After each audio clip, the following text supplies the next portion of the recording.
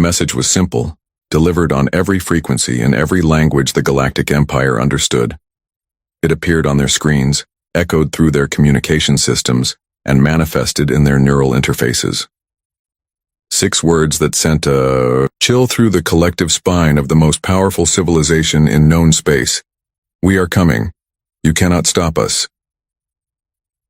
3 standard cycles had passed since the Empire had ordered the destruction of Colony Outpost 7, a frontier settlement on the edges of what they considered their territory. The humans had been warned repeatedly to cease expansion into this sector, but they had persisted, establishing mining operations and research stations across several systems.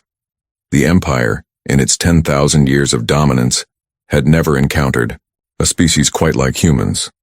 Most races cowered or capitulated when faced with imperial might. The humans negotiated, compromised where reasonable, but never stopped their relentless push outward. Admiral Trell stood at the command center of the Imperial flagship, watching the projected battle simulations with increasing concern.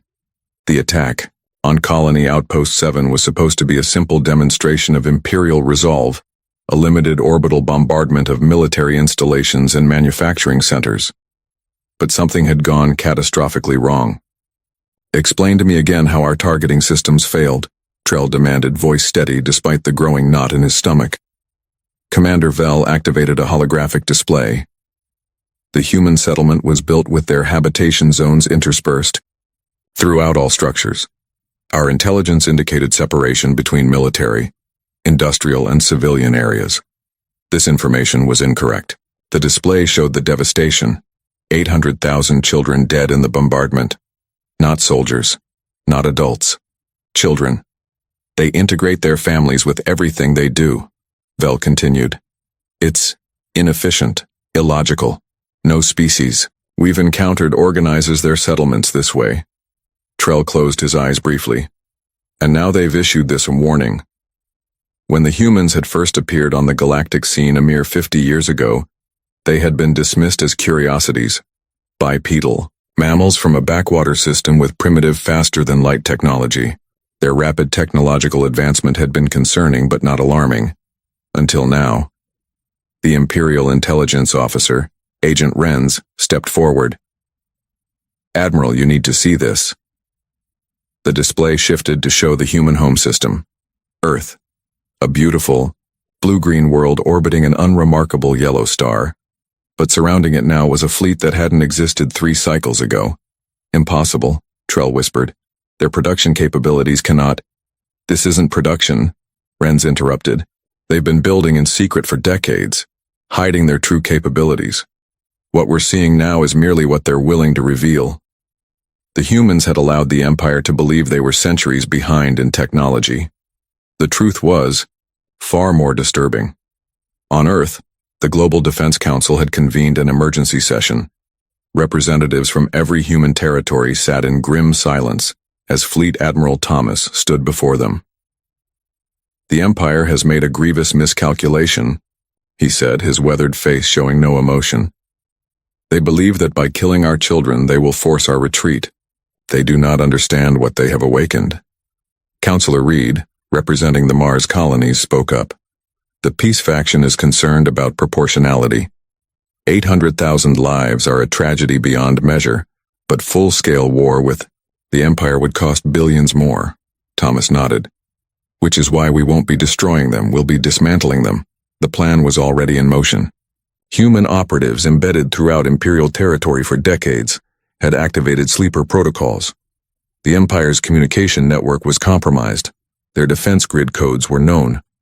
Their leadership's movements tracked. Humanity had prepared for this possibility since their first contact with alien life. Not out of paranoia, but pragmatism. The universe was vast, and not all who wandered the stars were benevolent. Back on the Imperial flagship, alarms blared as systems began failing ship-wide. "Admiral," cried a technician, "we're detecting security breaches across all Imperial networks. Defense systems are going offline."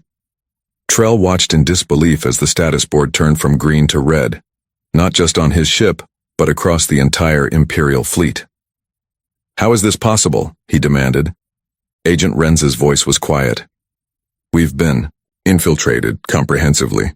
The main screen activated without command, showing a human woman in a simple military uniform. Her expression was neither angry nor triumphant, just resolute. "This is General Anna Morgan of Earth Defense Force. You have killed 800,000 of our children. We are not declaring war. We are not seeking vengeance. We are simply informing you that your empire as it exists now is over."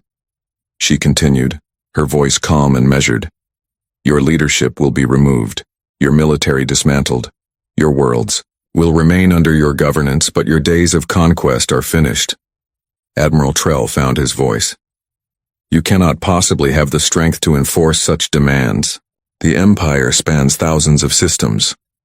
The humans smiled slightly. "We don't need strength. We have planning.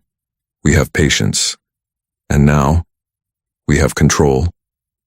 As if to emphasize her point, the ship's gravity cycled off, then on again.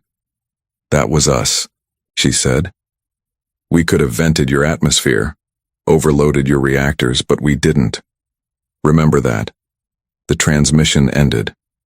Admiral Trell slumped into his command chair as reports flooded in from across Imperial space. Defense installations shutting down. Communication hubs going silent. Transport networks frozen. The humans had done the impossible. They had defeated the Empire without firing a shot. In the decades that followed, historians would debate whether humanity's response had been proportionate, necessary, or just. But none questioned its effectiveness. The former Empire, now a loose confederation of autonomous systems, posed no threat to anyone, and throughout known space a lesson was learned and passed down through generations. Humans protect their young. Cross that line, and you will find that behind their diplomacy, their art, their apparent willingness to compromise waits a species that does not forgive. A species that issues warnings only once,